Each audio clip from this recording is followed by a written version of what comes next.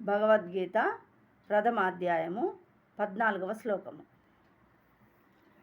తతః శ్వేతైర్హయైర్ముక్తే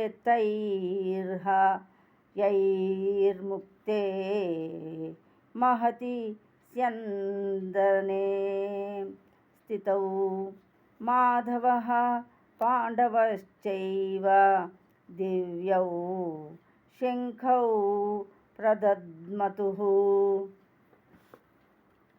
తతః అటు పిమ్మట శ్వేతై తెల్లని హయై గుర్రములు యుక్తే పూంచబడిన మహతి మహా స్యందనే రథమునందు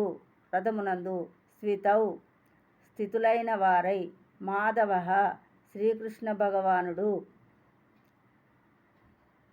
భాగ్యదేవతయైన లక్ష్మీదేవి పతి పాండవ అర్జునుడు పాండురాజు పుత్రుడు చ కూడా ఏవ నిశ్చయముగా దివ్యములైన శంఖములను ప్రదద్మతు పూరించిరి. ఎదుటి పక్షమున తెల్లని గుర్రములతో పూంచబడిన మహారథమునందు స్థితులైనట్టి శ్రీకృష్ణ భగవానుడు అర్జునుడును కూడా తమ దివ్యములైన శంఖములను పూరించిరి. భాష్యము. భీష్మదేవుడు పూరించిన శంఖమునకు భిన్నముగా శ్రీకృష్ణార్జునుల హస్తములందలి శంఖములు దివ్యములని వర్ణింపబడినవి. శ్రీకృష్ణుడు పాండవుల పక్షమున నిలిచియుండుటచే ప్రతిపక్షము వారికి విజయావకాశమే లేదని ఆ దివ్య శంఖములు ధ్వని సూచించినది. జయస్తు పాండుపుత్రాణం ఏషాం పక్షే జనార్దనః. శ్రీకృష్ణ భగవానుడు పాండవ పక్షమునందుండుట చేత ఎప్పుడును విజయము పాండుపుత్రులకే లభించును. శ్రీకృష్ణ భగవానుడు ఎప్పుడు ఎక్కడ నిలిచియుండునో అక్కడ లక్ష్మీదేవి కూడా నిలిచియుండును.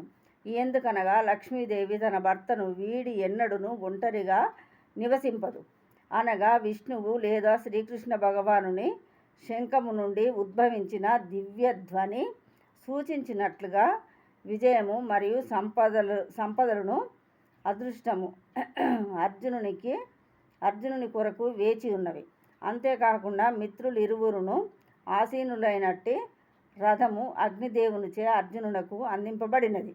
దానిని ముల్లోకములలో ఎక్కడకు తోలుకెళ్ళినను అది అన్ని దిక్కులను జయించుటకు సామర్థ్యమును కలిగియున్నదను విషయమును సూచించెను. జై శ్రీకృష్ణ.